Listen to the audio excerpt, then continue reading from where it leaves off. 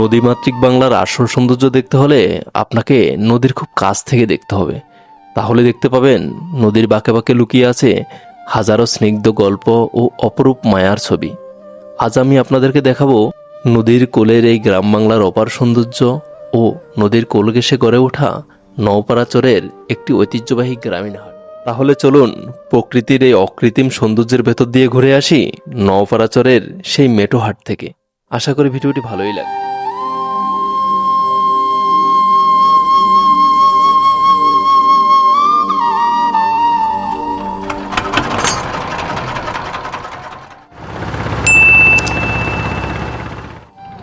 আবার সেই পদ্মা নদী, আবার আমরা যাচ্ছি নোয়াপাড়া চর, যেটি পদ্মা নদীর একটি চর, যেটি শরীয়তপুর জেলার ভিতরে পড়েছে।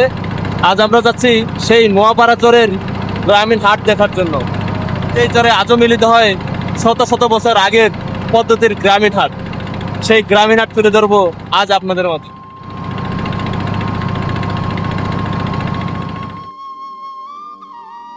পদ্মা নদীর বুক চিরে আমাদের নৌকাটা যখন এগিয়ে চলছে, মনে হচ্ছে যেন কোনো শিল্পীর আঁকা জীবন্ত ক্যানভাসের ভেতর দিয়ে আমরা যাচ্ছি। আমাদের গ্রাম বাংলা এতটা সুন্দর, আপনি এইসব জায়গাগুলো যদি না দেখেন হয়তো কখনো ভাবতেও পারবেন না আমাদের সোনার বাংলা কতটা সুন্দর।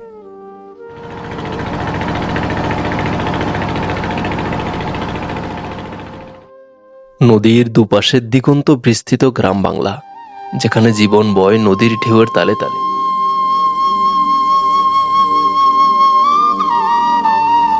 এই নদীই তাদের যাতায়াতের একমাত্র রাস্তা, আর এই নদীই তাদের জীবিকার একমাত্র উৎস, অর্থাৎ এই নদীই তাদের জীবন।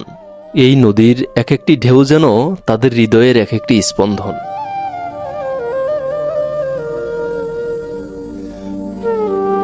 জীবনের সংগ্রাম এখানে কতটা সহজ ও সুন্দর। নদীর মাঝখানে দেখা মেলে ছোট বড় অনেক নৌকার, যেখানে জেলেরা জাল ফেলেছে রূপালী ইলিশের আশায়।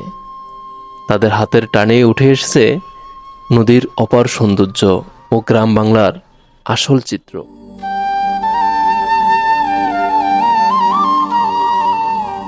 কেউ কেউ তো নদীতে গোসল করে নদীর কোলেই বসে রোদ পোয়াচ্ছে, আনন্দ করছে, মজা করছে। ওদের জীবন যেন ফুলের মতোই সুন্দর একটি জীবন। নেই শহরের যানজট, কোলাহল। কি সুন্দর নীরব শান্ত পরিবেশে ওদের বসবাস।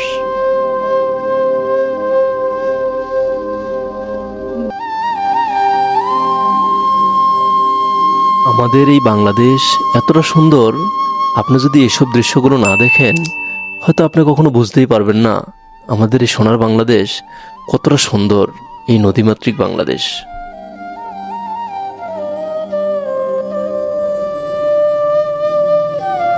নদীর কূলের এই দৃশ্যগুলো দেখে মনে হয় এ যেন শিল্পীর তুলিতে আঁকা এক জীবন্ত ছবি।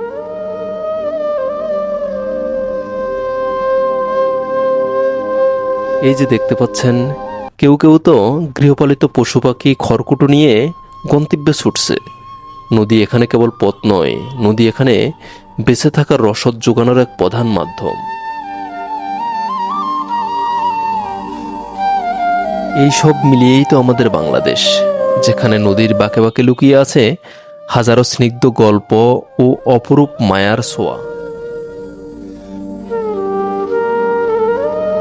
নদীর অপার সৌন্দর্য দেখতে দেখতে আমরা চলে আসলাম নওপাড়া ঘাটে। এখন যেটি দেখতে পাচ্ছেন এটি হচ্ছে সেই নওপাড়া চরের ঘাট, আর এই ঘাটের কাছেই অবস্থিত সেই নওপাড়া হাট। এই যে আমরা যেখানে নামলাম ট্রলার থেকে, এটি হচ্ছে সেই নোয়াপাড়া চরের ঘাট। আর এই যে পিছনে এটি পদ্মা নদী, পদ্মা নদীর পাড়েই সেই নোয়াপাড়া চর। আর আমরা এখন যাচ্ছি নোয়াপাড়া চরের যে বাজারটি রয়েছে সেই বাজারে। সেই বাজারে হচ্ছে প্রত্যেক সপ্তাহে দুদিন, সোমবার আর বুধবার হাট মিলিত হয়।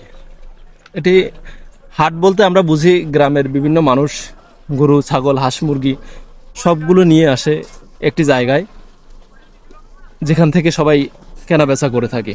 এটিকে মূলত আমরা হাট বলে থাকি। এই হাট এখন আর আগের মতো দেখা যায় না। তো নোয়াপাড়া চরে যেহেতু একটি চর, এই চরে আজও সেই হাট মিলিত হয়। সেই হাটটি আমরা মূলত দেখার জন্য আসছি।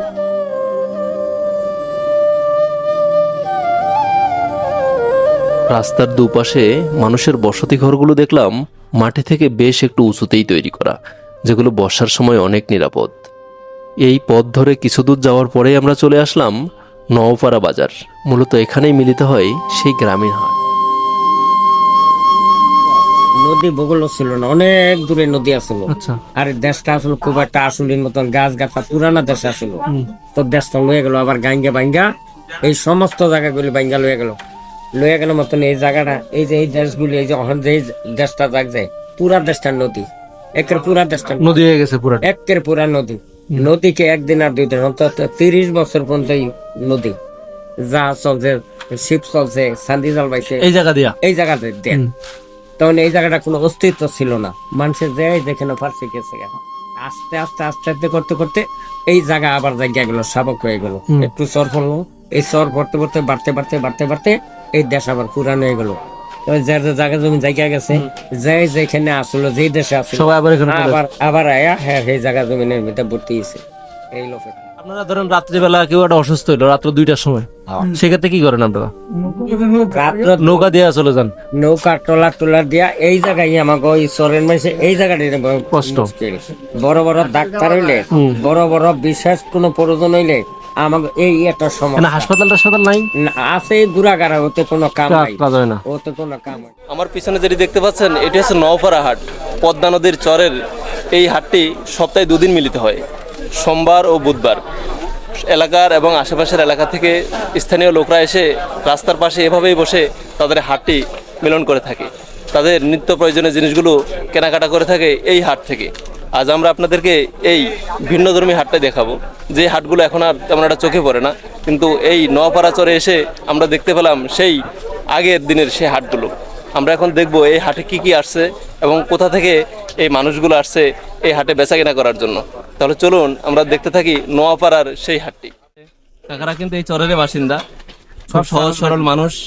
তারা এই এখানেই থাকে এবং তাদের এখানে বাড়িঘর। আর এই হাটে তারা সপ্তাহে 2 দিন মিলিত হয়। জাস্ট এটা হাট বললে ভুল হবে, এটা একটা মিলন মেলা, যেখানে আসলে মোটামুটি এলাকার সবাইকে দেখা যায়, সবাই একত্রিত হয়ে তাদের নিত্য প্রয়োজনীয় জিনিসগুলো কিনে এবং মোটামুটি সবার একটা সাক্ষাৎ হয়ে থাকে। আমরা এই ভিন্ন রকম হাটটা এখন ঘুরে ঘুরে আপনাদেরকে দেখাবো। ভাই টমেটো কত করে দিচ্ছেন? টমেটো 30 টাকা কেজি। 30 টাকা না? বড়টা 30 টাকা নাকি? বড়টা 30 টাকা, ছোটটা 20 টাকা। এটা কি আপনার চাষের? জি কেমন হয়েছে এবছর? জি আলহামদুলিল্লাহ ভালো হয়েছে। ভালো হয়েছে না? এখন তো আলু সিজন, আলু চাষ করেন নাই? না আলু চাষ করিনি। আলু করেন নাই না? কত কেজি নিয়ে আসছেন আজকে? Minimum 50 KG. 50 কেজি সব বেচা কিনা হয়ে যাবে তো না? জি আলহামদুলিল্লাহ। কাকা আপনার টমেটো বড়গুলো কত করে?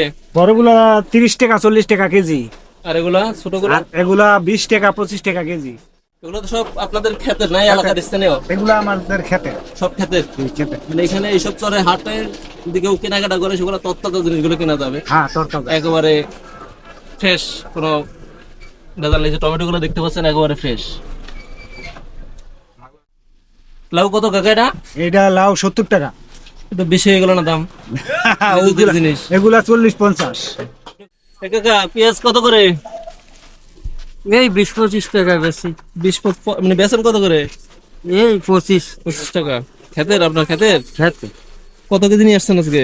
এই যে দুই আনদিলে হয় আয়া বেচলাম অল্প দুগা। শুরু করছেন মাত্র আসছেন না? বেগুন কত করে ভাইয়া? 30 টাকা। বেগুন তো সুন্দর আছে। পোকা টোকা আছে নাকি? না না এটা পোক না। আপনাদের ক্ষেতের না এগুলা? হ্যাঁ কত কেজি আনছেন আজকে? আজকে 20 থেকে 25 কেজি। মানে হাটবারে বিক্রি করেন, অন্যান্যদেরও নিয়ে আসেন? অন্যান্য দিনও নিয়ে আসি। কি নিয়ে আসছেন? সিম? সিম। সিম কত করে? সিম 20 টাকা কেজি ব্যস্ত আছি। 20 টাকা না? কয় কেজি আনছেন আজকে? আরে 30 কেজি মতো। সব বিক্রি হবে আজকে? হ্যাঁ আচ্ছা যাক। এগুলো কি বলে কাকা? দেশি বড়ি টক লাগবে নাকি? আর স্টক হয় টক না? টক। কত করে এগুলা? 30 টাকা। কেজি 30? হ্যাঁ কোমর কার? কমর হারি কোমর কত? 70 টাকা। বেশি বেশি এগুলো না? হ্যাঁ, বছর হয়েছে বাজার এটা? জানেন? প্রায় 12-14 বছর হইব 12-14 বছর। হয় এর আগে ছিল এদিকে। এইদিকে। নদী ভাঙার পরে এদিকে 12 থেকে 12 বছর বেশি হইব। 10-12 বছর। এখানে এই কাঁচা বাজার বা এলাকার স্থানীয় যে লোকগুলো সবজি নিয়ে আসে, সবজির পাশাপাশি কিন্তু এখানে এই হাটে এমন কিছু দোকানও বসে যারা লুঙ্গি, গামছা এবং প্রয়োজনীয় জিনিসগুলো এখানে বিক্রি করে থাকে। ভাইয়া, কোথা থেকে আসছেন আপনারা? স্থানীয় স্থানীয় না? ঘর আছে নাকি বাজারে? জি বাজারে কি দোকান আছে না আপনার এমনি বাইরে বিক্রি করেন? বাইরে কি কাকা, লুঙ্গি কিনবেন নাকি? পছন্দ হয়েছে? দাম কি কম না বেশি লুঙ্গির? অনেক কিছু দা ভাই। সত্যি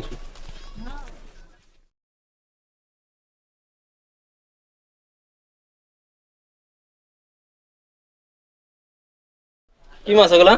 বাইরে মাছ মাছ তো ছোট। মাছ কত করে দিচ্ছেন ভাইয়া? 200 টাকা। 200? আচ্ছা, বড়গুলা? 200 টাকা বস্তা না ভাইয়া?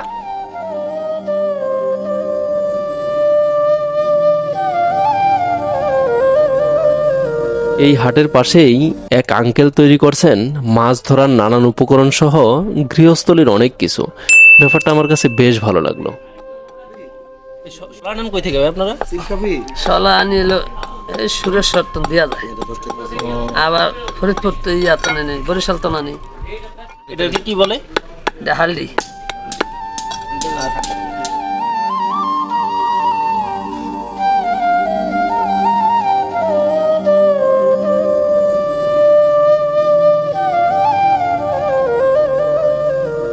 এর পাশেই কামার তৈরি করছেন কৃষিকাজে ব্যবহৃত নানান প্রকার যন্ত্রপাতি। এখানে তৈরি, এখানেই বিক্রি। বেশ দারুণ ব্যাপার।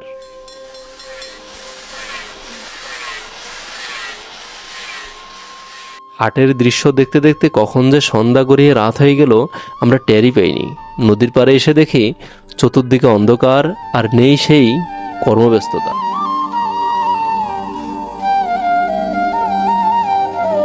এখন রাত 8টা বাজে। আমরা নোয়াপাড়া চর থেকে বের হলাম। এখন আমরা চলে যাচ্ছি আমাদের গন্তব্যস্থানে মুন্সিগঞ্জ জেলায়। এটা হচ্ছে শরীয়তপুর জেলা। আর এখান থেকে এখন যাওয়ার মতো লাইনের কোনো ট্রলার নেই। এখন আমরা যাব হচ্ছে এই যে একটি পিছনে ট্রলার দেখতে পাচ্ছেন, এই ছোট্ট একটি ট্রলার, এর নাম হচ্ছে রোহিঙ্গা ট্রলার। এটা খুব স্পিডে চলে, খুব ছোট একেবারে, দেখতে পাচ্ছেন এই যে একেবারে ছোট চিকন একটি ট্রলার, এই যে নৌকার মাঝে একেবারে ডিঙ্গি নৌকার মতো। ঠিক আছে, এই যেখানে সারি সারি অনেকগুলো ট্রলার রয়েছে।